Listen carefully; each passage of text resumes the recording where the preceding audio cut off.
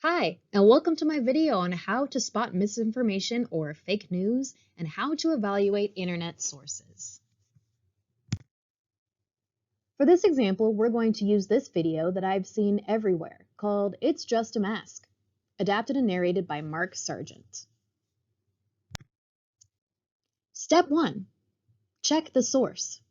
Do a quick Google search to see what comes up about the author on the first page. For this example, we Googled the author Mark Sargent. The results are informative. We can see that by his own admission, both on his YouTube videos and in his book, Mark Sargent believes the Earth is flat. It's up to you whether you want to place any stock in what Mark has to say about the science behind masks. But, just for fun, let's Google Mark's theory and see what comes up. For the most part, the consensus is that no, the Earth is roughly a sphere.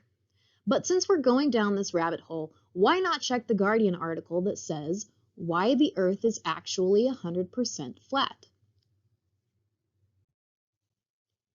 The article highlights the arguments of the flat Earth conspiracy, which include Mount Everest being not on Earth but on the moon, and the existence of hallucinogenics pumped into the air by chemtrails.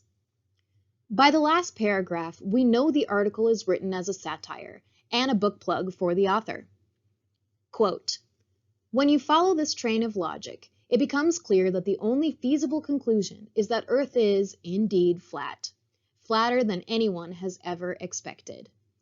Either that, or the human brain has a habit of looking for patterns in innocuous or coincidental occurrences, ascribing great significance to any connection it can find, and trying to make sense of them despite the absence of any concrete evidence. But seriously, that's a bit of a far-fetched claim, isn't it?"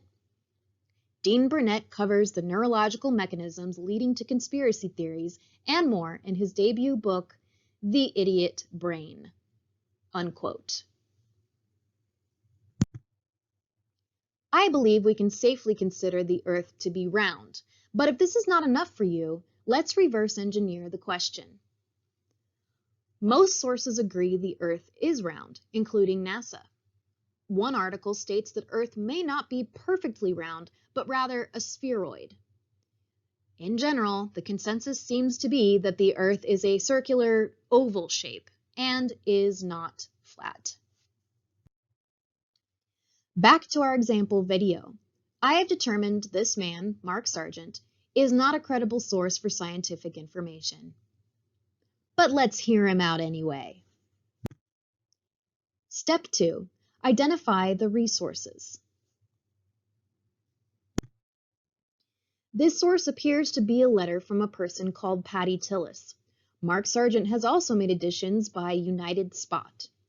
A quick Google search shows that Patty Tillis is not speaking on behalf of a scientific or medical organization, and she doesn't appear to be an authority or expert, as she only has a personal Facebook page and a credit in another rendition of this video posted to vaccines.trendalizer.com.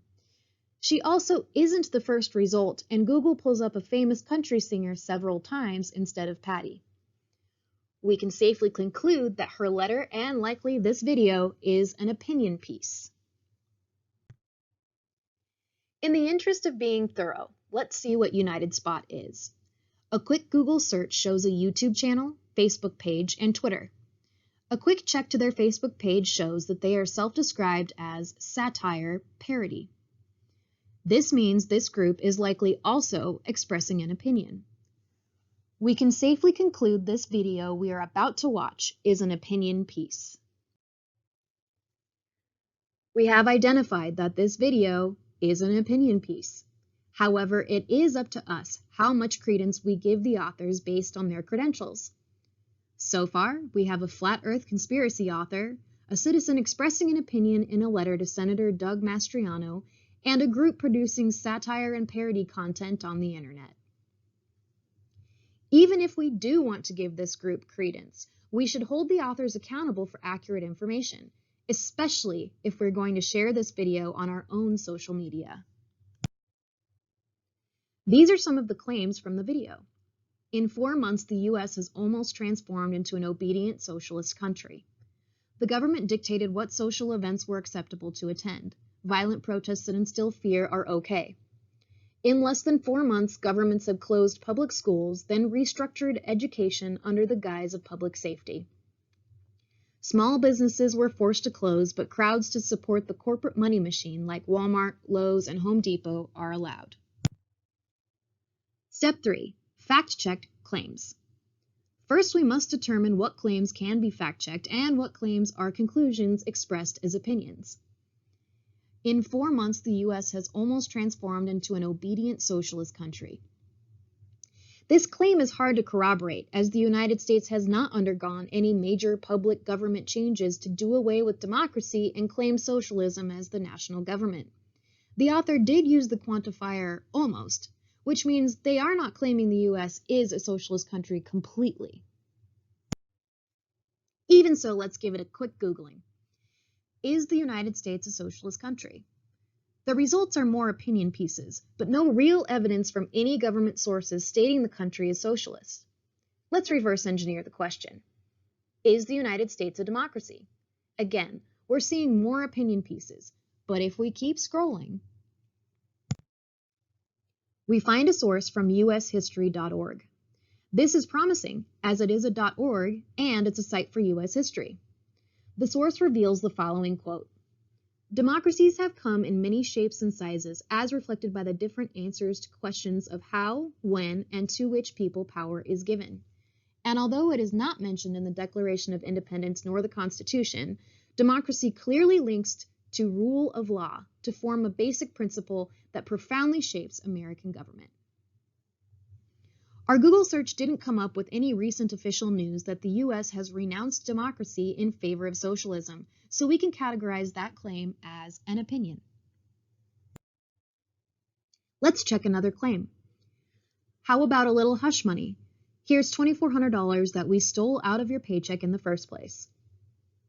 In this instance, I can rely on personal experience of the stimulus check this claim is referencing. When I received the check, there was no accompanying contract stating I had to now be quiet. On top of that, I don't recall ever being robbed of $2,400. Perhaps this claim is referring to taxes? A quick Google search for stimulus check reveals the following. The first page results include a lot of news articles and videos about the second stimulus check, but further down we see 2 sources from the IRS. We know the IRS is a credible source since they handle taxes and stimulus funds. No mention of any kind of agreement that must be made in exchange for the economic impact payment. We can safely assume this claim is an opinion and no one is actually required to be quiet after getting their check. Let's skip to my favorite claim, one I would expect to hear from someone who doesn't believe the earth is round. In less than 4 months, our government demonstrated how easily people assimilate to guidelines that have no scientific premise whatsoever because they were fearful. Quote, "no scientific premise whatsoever," end quote. We can Google so many phrases to prove this claim wrong. Let's dive in. First, let's ask, how does coronavirus spread? Not only do we get top results from .gov and .org resources, which are generally more reliable as they come from organizations, we also get a current map of cases based on our location. Here are a few examples of scientifically supported facts about coronavirus from a variety of those sources, including the Center for Disease Control, Harvard Health Publishing, and Hopkins Medicine. The virus is thought to spread mainly from person to person. As of August 4, 2020, 694,715 deaths have been attributed to COVID-19. Meanwhile, scientists are exploring potential treatments and clinical trials to test new therapies and vaccines are underway. Perhaps the strongest resource is the Global Research Database, updated daily, Monday through Friday, hosted by the World Health Organization. WHO is gathering the latest international multilingual scientific findings and knowledge on COVID-19. The global literature cited in the WHO COVID-19 database is updated daily, Monday through Friday, from searches of bibliographic databases hand searching, and the addition of other expert-referred scientific articles. This database represents a comprehensive multilingual source of current literature on the topic. While it may not be exhaustive, new research is added regularly. Now you must decide if this is enough evidence for you. Do you find your sources to be credible? Does the science presented make sense? How about we incorporate one more screening for this claim in the form of the last step? Step 4. Compare your real-life personal experience to the claim. Do you or someone you know have personal experience with coronavirus? Have you taken a test, or has someone you know tested positive? If the answer to any of those questions is yes, you can safely denounce the claim. Conclusion.